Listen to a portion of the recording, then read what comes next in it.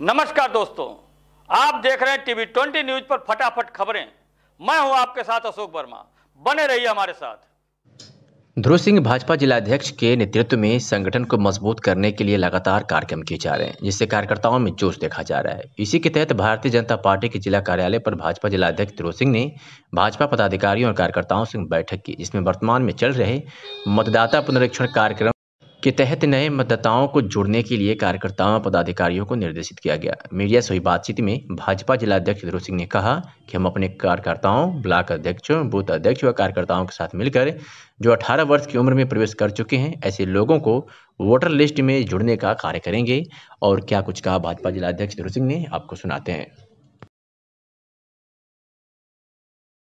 बैठक का एजेंडा है हमारे जो मतदाता पुनरीक्षण अभियान चल रहा है, उस अभियान को गति देने के लिए हमारे भारतीय जनता पार्टी के सभी मंडल के प्रभारी, जिले के पदाधिकारी, मंडल के अध्यक्ष और अपने क्षेत्रीय पदाधिकारी, प्रदेश पदाधिकारी, पूर्व जिला अध्यक्ष, सारे लोगों को बैठक में आमंत्रित किया गया है। और जो मतदाता पुनरीक्षण चल रहा है और जो 15 दिसंबर तक चलेगा, उसी के संबंध में आज भारतीय जनता पार्टी की बैठक है।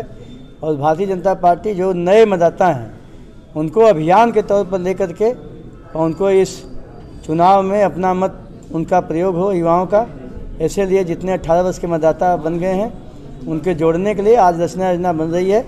इसमें हम सभी लोग भारतीय जनता पार्टी के जुटे हुए हैं और इसमें मंडल की भी बैठक होनी है 2 तारीख से पहले। आज जिले की बैठक है।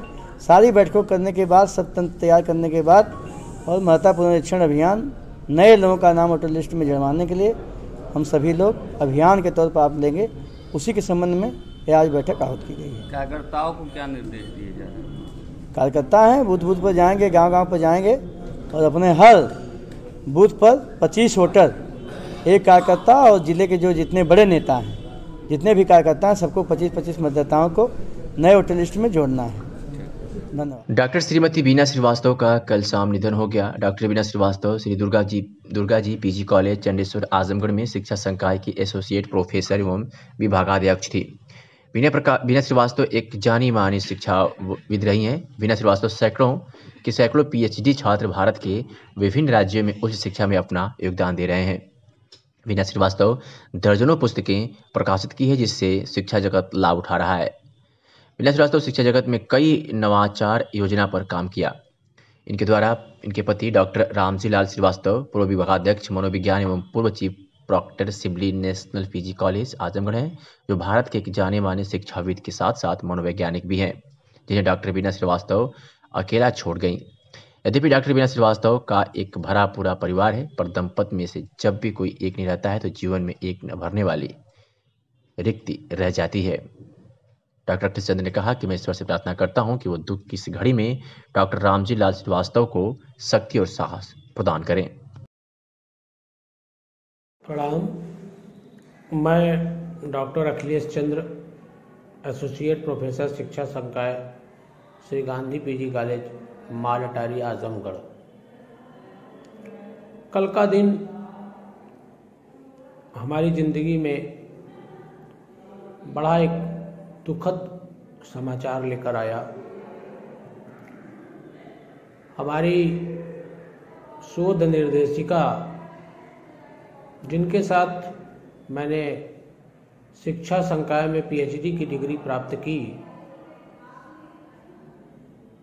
डॉक्टर श्रीमती बीना श्रीवास्तव जी, जो श्री दुर्गा जी पीजी कॉलेज चंडेश्वर आजमगढ़ में शिक्षा संकाय की विभागाध्यक्ष थीं। उन्होंने शिक्षा संकाय में इतने बड़े बड़े प्रयोग किए, इतने अधिक उनके विद्यार्थी पीएचडी की डिग्री प्राप्त करके भारत भर में फैले हुए हैं। उनके दिखाए गए मार्गों पर चलने के लिए सतत प्रयासशील हैं। उन्हीं का एक शिष्य उनके दिवंगत होने से मर्माहत है।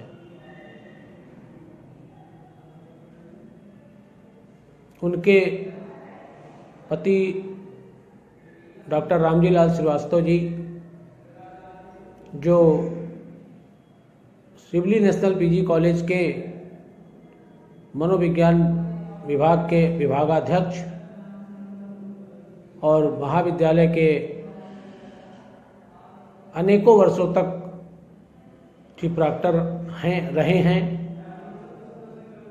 वे उन्हें अकेला छोड़ गई।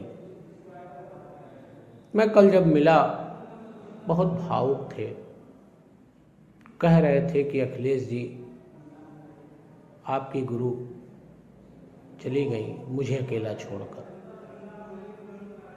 मैंने कहा, सर आप अपने को अकेला मत महसूस करें, हम सभी आपके इस दुख की घड़ी में सहभागी हैं और भविष्य में भी आपके साथ हमेशा आपके बताए निर्देशों का पालन करेंगे।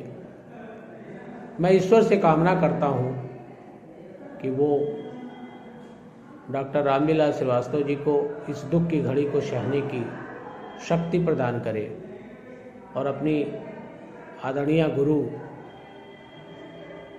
डॉक्टर बीना श्रीवास्तव जी के चरणों में मैं अपना शत शत प्रणाम और विनम्र श्रद्धांजलि निवेदित करता हूँ। शत शत प्रणाम मैडम, शत शत प्रणाम।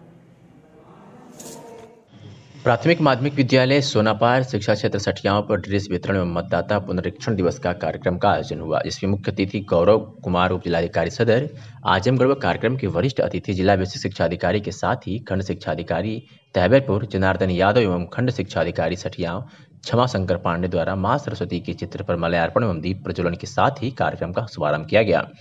उप जिलाधिकारी ने बच्चों एवं उनके अभिभावकों को जागरूक रहने को कहा और पढ़ने वाले छात्रों को प्रोत्साहित करते हुए कहा कि यूनिफॉर्म उपलब्ध करने का अर्थ छात्रों में समानता परिलक्षित करता है।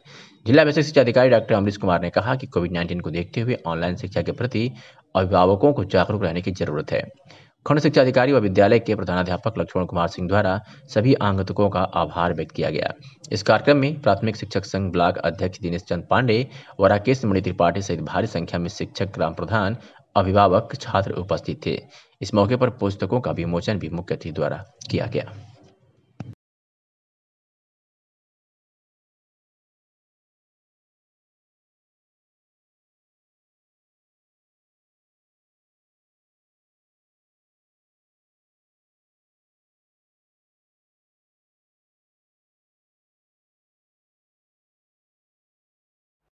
आजमगढ़ की अतरौलिया से खबर है, जहां अतरौलिया थाना क्षेत्र के अंतर्गत मोहन नगर NH 233 के पास कार और बाइक की आपसी टक्कर होने से बाइक चालक की मौत हो गई।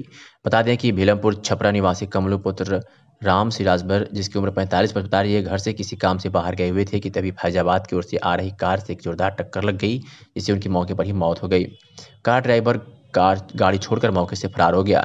मृतक कमलू शादी विवाह में भोजन बनाने का काम करता था और उसके 2 बच्चे, एक लड़का एक लड़की थी। घटना के बाद पत्नी का रो रो कर बुरा हाल है।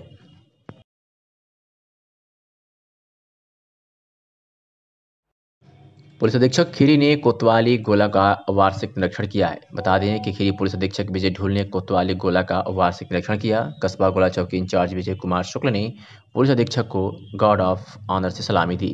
पुलिस अधीक्षक ने महिला हेल्प डेस्क, कंप्यूटर कक्ष, बैरक एवं बंदी गृह एवं थाना परिसर में साफ सफाई का निरीक्षण किया। उन्होंने चौकीदारों से भी वार्तालाप की।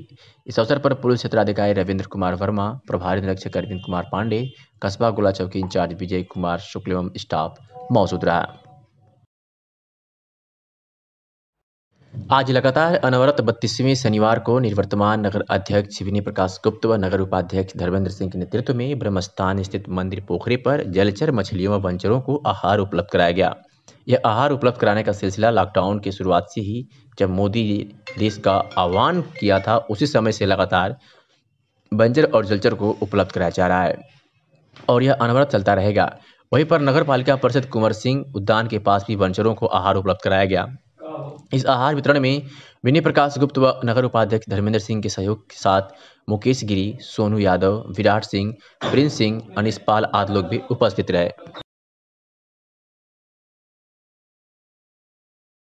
अखिल भारतीय कांग्रेस समिति के सदस्य अमित श्रीवास्तव त्यागी समेत लखनऊ महानगर के तमाम वरिष्ठ कांग्रेसी पदाधिकारी आप में शामिल हो गए हैं।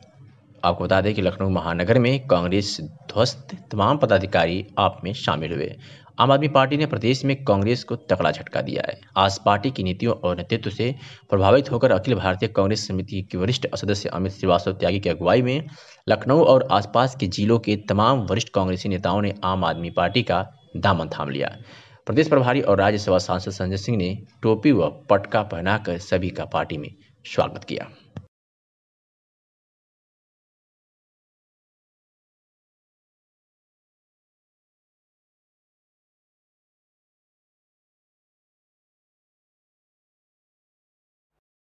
मुख्यमंत्री के निर्देश पर माफियाओं के खिलाफ चलाए जा रहे अभियान में पुलिस अधीक्षक आजमगढ़ सुधीर कुमार सिंह के कुशल निर्देशन में तहसीलदार सगड़ी विजेंद्र कुमार उपाध्याय की उपस्थिति में कुख्यात अपराधी माफिया गैंग D11 का लीडर ध्रुव सिंह उर्फ कुंटू सिंह निवासी छपरा सुल्तानपुर थाना जैनपुर जनपद आजमगढ़ की 14(1) उत्तर प्रदेश गिरोहबंद एवं समाज विरोधी क्रियाकलाप निवारण अधिनियम 1986 के तहत कुर्की की गई, जिसमें 21 बीघा जमीन पर लगी धान की फसल को तहसीलदार सगड़ी एवं प्रशासन की उपस्थिति में कटवाया जा रहा है। वही पुलिस का कहना है कि जो भी टॉप 10 अपराधी जिले में हैं उनके ऊपर भी इस तरह की कार्रवाई की जाएगी जिस तरह से इन अपराधियों के ऊपर किया जा रहा है। जिला प्रशासन द्वारा पूर्व में भी कुंटू सिंह द्वारा संग्रहित की गई करोड़ों की प्रॉपर्टी स्कूल कॉलेज को प्रशासन जब्त कर चुका है और प्रशासन का अभी लगातार कार्रवाई जारी है। इस बाबत क्या है और कुछ जानकारियां दी SP ग्रामीण ने, आपको सुनवाते हैं। जनपद आजमगढ़ के टॉप 10 अपराधी व कुख्यात माफिया कुंटू सिंह की भूमि जो थाना जीयनपुर के गांव खर्रा रस्तीपुर में है, वो पूर्व में DM महोदय के आदेश के तहत 14(1) गैंगस्टर एक्ट के तहत जब्त की गई थी। ये लगभग 21 बीघे भूमि थी जिसमें 15 बीघा पर धान की फसल बोई गई थी। कल तहसीलदार व संबंधित थाना प्रभारी द्वारा इस फसल को नियमानुसार कटा करके राजकोष में जमा किया गया है। अन्य अपराधियों के विरुद्ध भी इसी तरह की 14(1) गैंगस्टर एक्ट के तहत कार्रवाई प्रचलित रहेगी। सर, जमीन जो थी उस पर फसल, इसका प्रोसेस ये होता है कि इसका नियमानुसार राजकोष में जो या तो नीलामी की जाएगी, अन्यथा जो भी धन रहेगा वो राजकोष में जमा किया जाता है। क्षेत्राधिकारी नगर डॉक्टर राजेश कुमार तिवारी के नेतृत्व में मिशन शक्ति व यातायात माह नवंबर 2020 अभियान के तहत सिवली नेशनल कॉलेज पहाड़पुर के सभागार में एक बृहद सेमिनार का आयोजन किया गया, जिसमें कॉलेज के प्रधानाचार्य, अध्यापकगण, छात्र व भारी संख्या में छात्राएं प्रतिभाग की।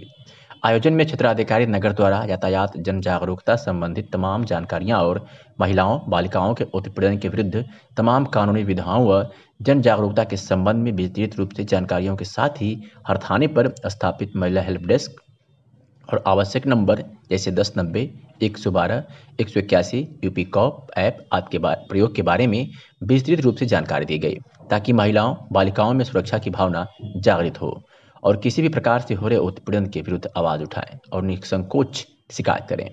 आयोजन के दौरान के गुप्ता, प्रभारी निरीक्षक कोतवाली, थानाध्यक्ष महिला थाना व यातायात उप निरीक्षक मौजूद रहे। इस दौरान मिशन शक्ति व यातायात जन जागरूकता संबंधित पंपलेट्स भी वितरित किया गया।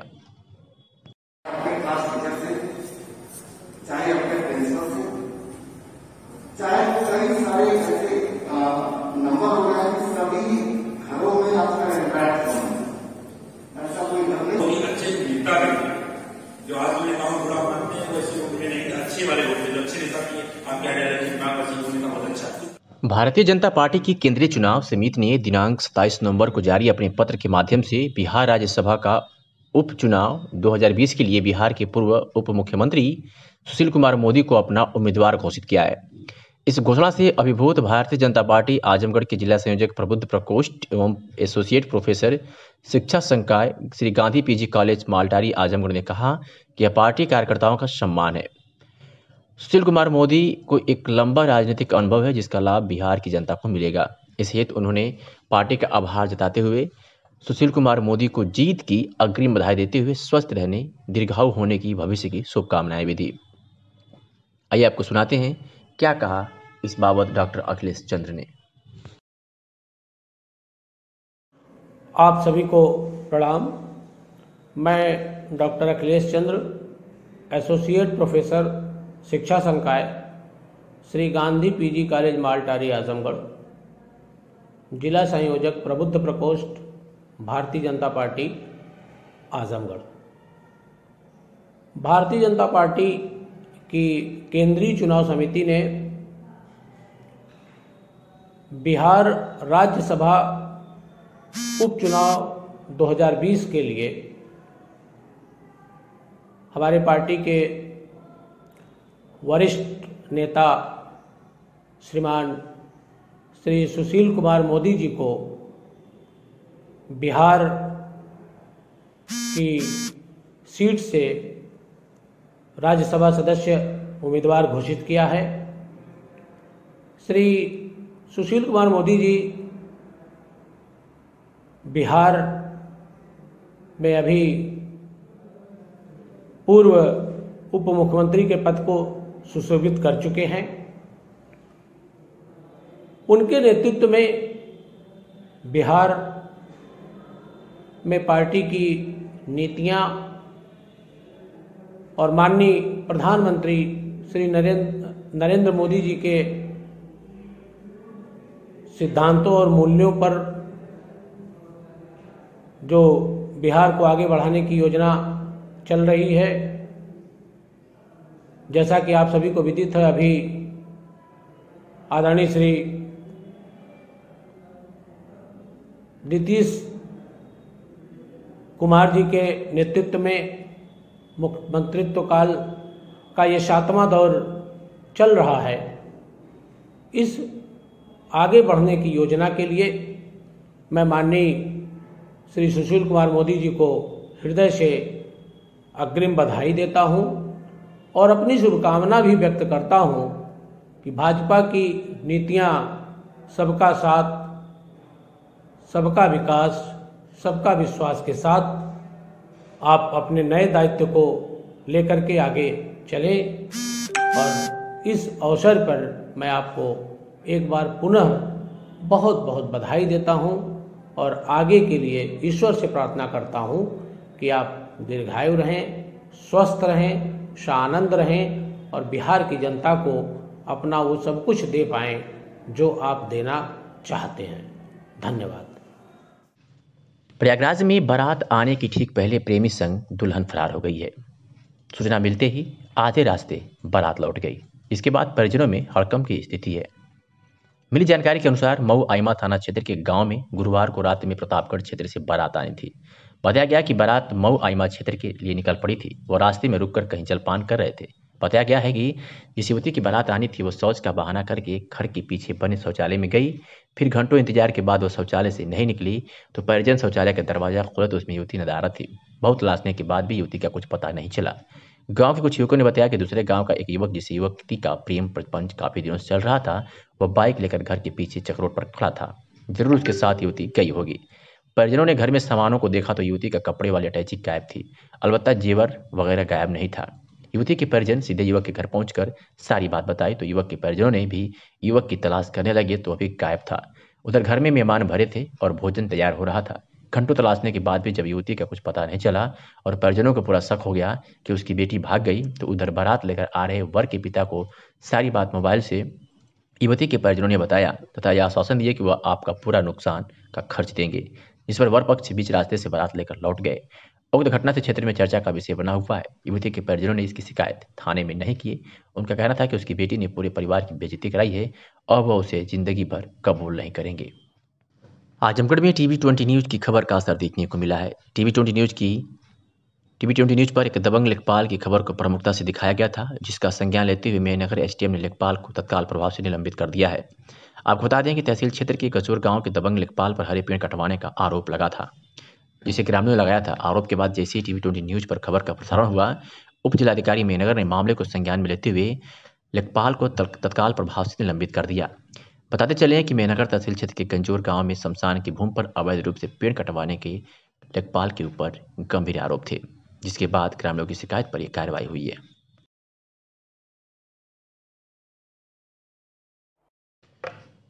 लोक जनशक्ति पार्टी पिछड़ा मती पिछड़ा प्रकोष्ठ द्वारा पार्टी कार्यालय कलेक्ट्रेट कचहरी आजमगढ़ पर पार्टी का 20वां स्थापना दिवस धूमधाम से मनाया गया। कार्यक्रम के मुख्य अतिथि के रूप में शिवमोहन शिल्पकार प्रदेश अध्यक्ष ने अपने संबोधन में बताया कि पार्टी की स्थापना पार्टी के संस्थापक संरक्षक भारत सरकार के केंद्रीय कैबिनेट मंत्री स्वर्गीय रामविलास पासवान ने किया था। उन्होंने पार्टी के माध्यम से समाज में फैली बुराइयां एवं कुरीतियों को समाप्त करने के लिए गठन किया। भारत की रक्षा हेतु तो हमारी पार्टी निरंतर तत्पर रहती है। समाज में समता मूलक की स्थापना, वंचित वर्गों के हितों के लिए लोजपा तत्पर है। भारत के लोकतंत्र की रक्षा सुरक्षा को लेकर हमारी पार्टी देश में भाईचारा एवं निष्ठा का कार्य करती है।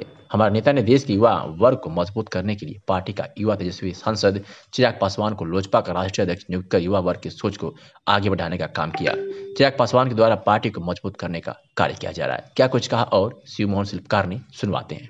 आज यहाँ पर क्या कार्यक्रम का आयोजन हुआ, पूरा जानकारी। आज लोक जनशक्ति पार्टी पिछड़ा एवं पिछड़ा प्रकोष्ठ के नेतृत्व में आजमगढ़ मंडल के आजमगढ़ कलेक्ट्रेट कचहरी स्थित पार्टी कार्यालय पर पार्टी का 20वां स्थापना दिवस एक दूसरे का मुंह मीठा कराकर किया गया है। कार्यक्रम के उद्देश्य को आगे बढ़ाने के लिए पार्टी के संस्थापक हमारे स्वर्गीय नेता रामविलास पासवान जी आज हम लोगों के बीच में नहीं है। इसकी बहुत बड़ी कमी और खल रही है, लेकिन लोक जनशक्ति पार्टी के एक एक सिपाही स्वर्गीय रामविलास पासवान जी के विचारधाराओं में ढला हुआ है।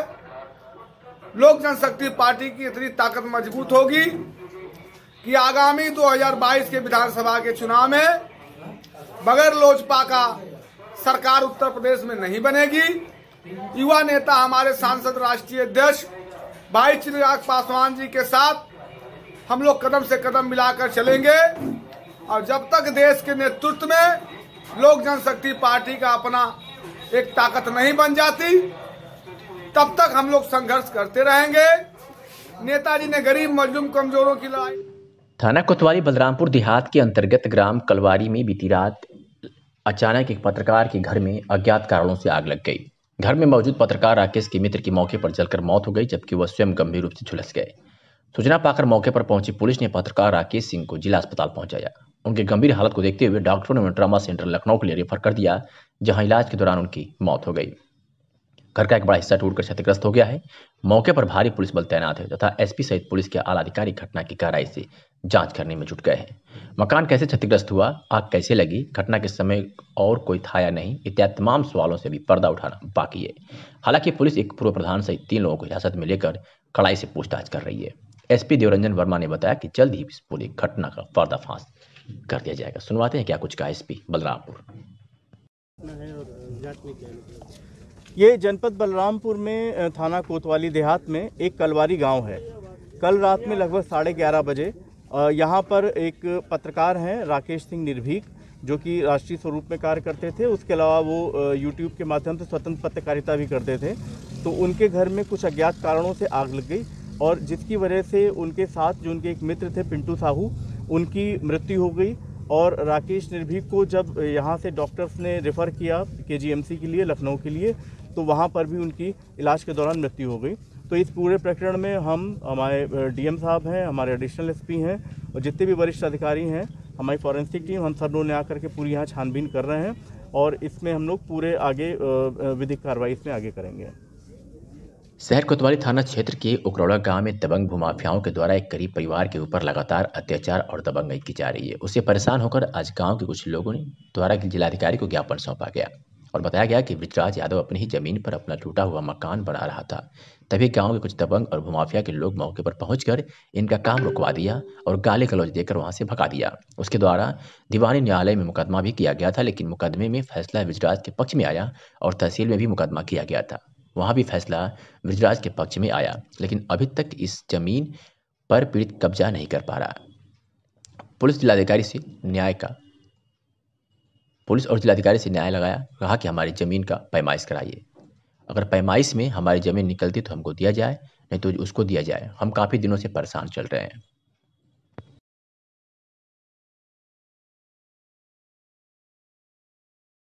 मामला सर, हमारा पैतृक मकान था, वो बरसात में गिर गया। हम उसका पुनर्निर्माण करवा रहे थे तो हमारे विरोधियों ने उसको रोक दिया।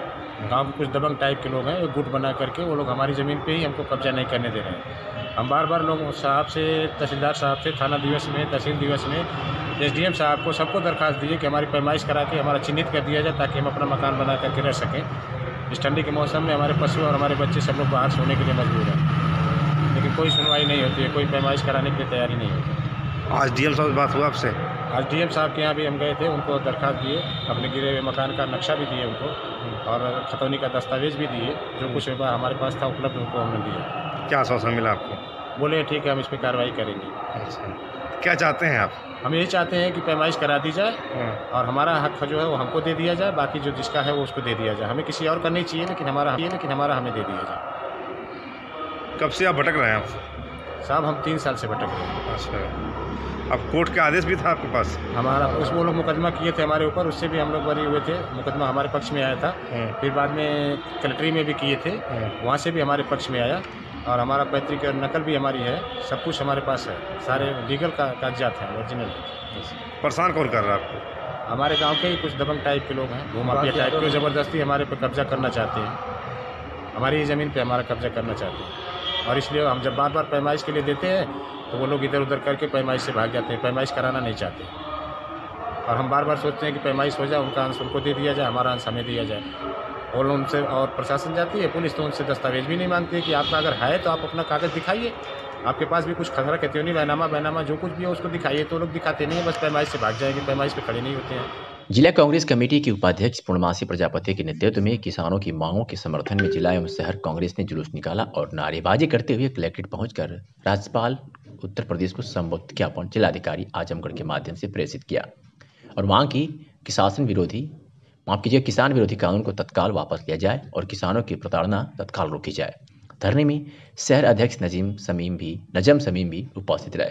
धरने को संबोधित करते हुए वक्ताओं ने कहा कि किसान विरोधी कानून की वापसी की मांग को लेकर आंदोलनरत किसानों पर इस सर्द मौसम में तानाशाह सरकार के इशारे पर पानी की बौछार हो रही है, उन पर आंसू गैस के गोले छोड़े जा रहे हैं, उन पर लाठीचार्ज किया जा रहा है, जो कि सरकार के तानाशाही रवैये का परिचायक है। सरकार लाठी के दम पर किसानों की आवाज को दबाने का काम कर रही है, जिसे कांग्रेस पार्टी हरगिज बर्दाश्त नहीं करेगी। यदि किसानों की मांग से पूरी नहीं की गई तो कांग्रेस पार्टी बड़े आंदोलन के लिए बाध्य होगी। धरने को बिलाल अहमद, तेज बहादुर यादव, वकार पांडे, मुन्नू मौर्य, देवमणि राजभर, अजीज इमाम आदि ने संबोधित किया। धरने में मुख्य रूप से राम अवध यादव, महेश चंद्र श्रीवास्तव, मोहम्मद आमिर, सुरेश राजभर, धर्मेंद्र यादव, अतुल यादव, रियाजुल हसन, सोनू प्रजापति, मेराज कुरैशी, विजय प्रकाश चौहान, रविकांत शुक्ला, वीरेंद्र चौहान आदि उपस्थित रहे।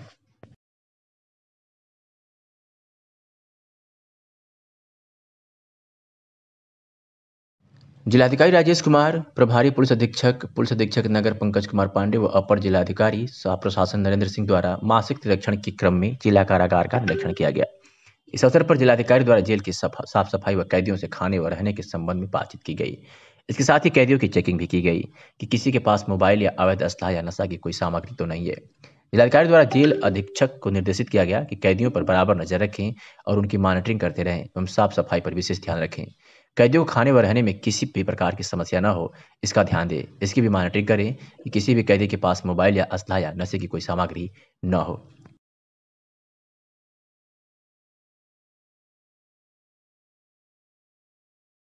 आजमगढ़ के मेहनगर थाना परिसर में थाना संपूर्ण समाधान दिवस का आयोजन उप जिलाधिकारी मेहनगर प्रियंका प्रियदर्शनी की अध्यक्षता में संपन्न हुआ, जिसमें राजस्व और पुलिस तथा अन्य विभागों से जुड़ी कुल 10 शिकायती प्रार्थना आए। इसमें 2 का निस्तारण मौके पर किया गया, जबकि शेष प्रार्थना पत्रों पर टीम गठित कर निस्तारण के लिए विभागवार दिया गया। उपस्थित अधिकारियों और कर्मचारियों को निर्देशित करते हुए उप जिलाधिकारी ने कहा कि जन समस्याओं को त्वरित और प्राथमिकता के आधार पर गुणवत्ता युक्त और प्रतिबद्धता के साथ निस्तारण शासन की मंशा है, जिससे किसी प्रकार की लापरवाही या इलाहवाली क्षम्य नहीं है। वही उप जिलाधिकारी ने इंस्पेक्टर प्रशांत कुमार श्रीवास्तव को राजस्व के मामले में निस्तारण के लिए पुलिस टीम को मौके पर भेजकर समस्याओं के निस्तारण में सहयोग करने की बात कही।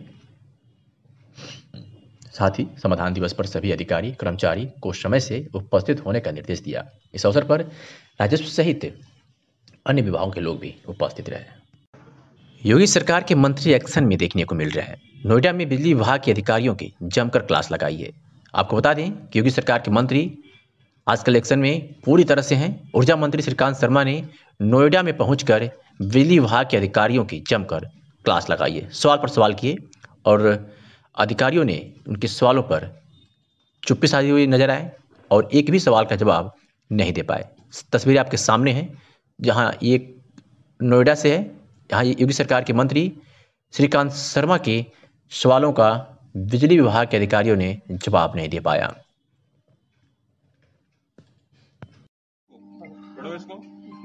ये कितना है? ये पूछ रहा हूँ मैं। इसके नीचे वाला पढ़ो क्या है?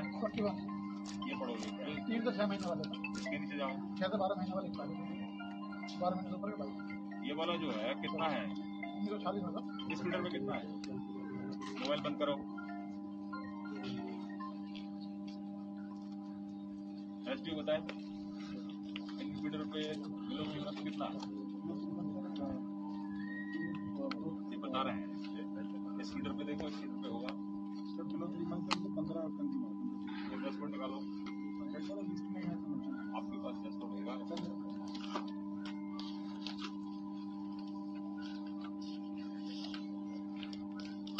जी साहब, ये आपके लिए है। ये आपको सर्विस स्टेशन जाना है सभी से, ठीक है? 1 मीटर पे कितने आदमी काम कर रहे हैं? जोर नोक करते हो? कितने लोगों का दरवाजा खटखटाते हो डेली? कंप्लेंट आती है 10 कंप्लेंट की बात। इस कनेक्शन में कम से कम 50 जो लिस्ट में होती है। आपके पास जो सूची होती है इसको देखो कितना। अरे बाबू, मैं ये पूछ रहा हूँ, ये जो आपका 3 महीने से नीचे वाला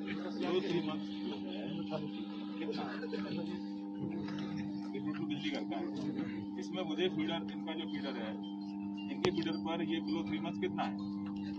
नहीं जानकारी नहीं है तो ये डोर नॉक कैसे करेंगे? आपका सूची है?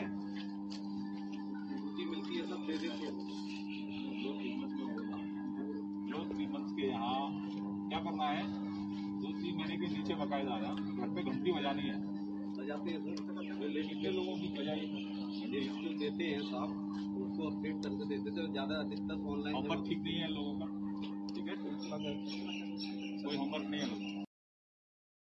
आज सिधारी थाना क्षेत्र के बबुआन मोहल्ले में विद्युत विभाग के द्वारा सेकंड चेकिंग अभियान के तहत सभी मकानों का चेकिंग किया गया। इसमें कई मकानों पर अवैध रूप से लाइन कनेक्शन लिया गया था और कुछ लोगों के द्वारा मीटर के लाइन से छेड़छाड़ करने के मामले में शहर एसडीओ के द्वारा उनके विरुद्ध कानूनी कार्रवाई करते हुए आर्थिक जुर्माना लगाया गया, जिससे आने वाले दिनों में बिजली की समस्या ना हो सके। उसी को लेकर पूरे जनपद में विद्युत विभाग के द्वारा सेकंड चेकिंग अभियान कराया जा रहा है, ताकि कोई भी मकान बिना कनेक्शन का ना चले। अगर जो भी लोग कनेक्शन नहीं लिए हैं उनको हम लोग कनेक्शन भी दे रहे हैं और विशेष छूट भी दे रहे हैं।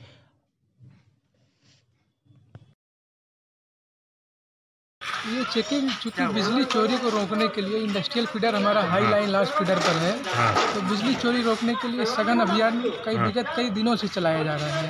उसी क्रम में आज सिधारी पे इस मोहल्ले पे बबुआन मोहल्ले पे चलाया गया है।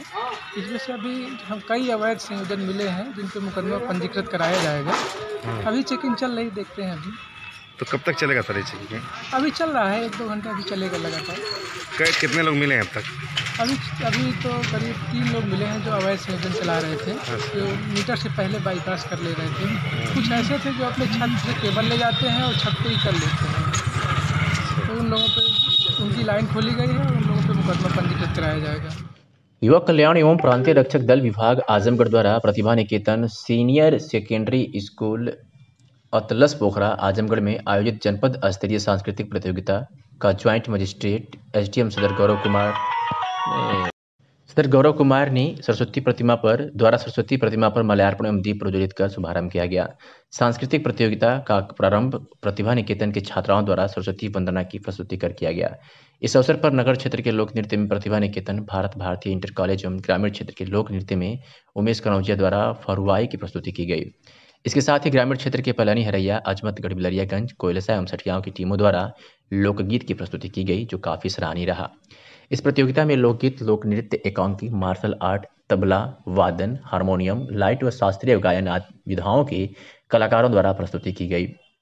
इस अवसर पर ज्वाइंट मजिस्ट्रेट एसडीएम सदर ने छात्राओं को संबोधित करते हुए कहा कि पढ़ाई के साथ साथ एक्स्ट्रा एक्टिविटी शिक्षा का अभिन्न अंग है। एक्स्ट्रा एक्टिविटी का महत्व उतना है जितना कि किताबें हैं। इस अवसर पर जिला युवा कल्याण अधिकारी राजनीति सिंह, प्रतिभा निकेतन स्कूल के मैनेजर रमाकांत वर्मा, प्रधानाचार्य ध्रुव चंद्र मौर्य, उप क्रीड़ा अधिकारी राजनारायण, संजय सिंह, प्रवीण सिंह, बीओ वीरेंद्र सिंह एवं जगदीश यादव, महेंद्र प्रताप अस्थाना, श्रीवंश पांडे, भोला सिंह, सतीश सिंह उपस्थित रहे।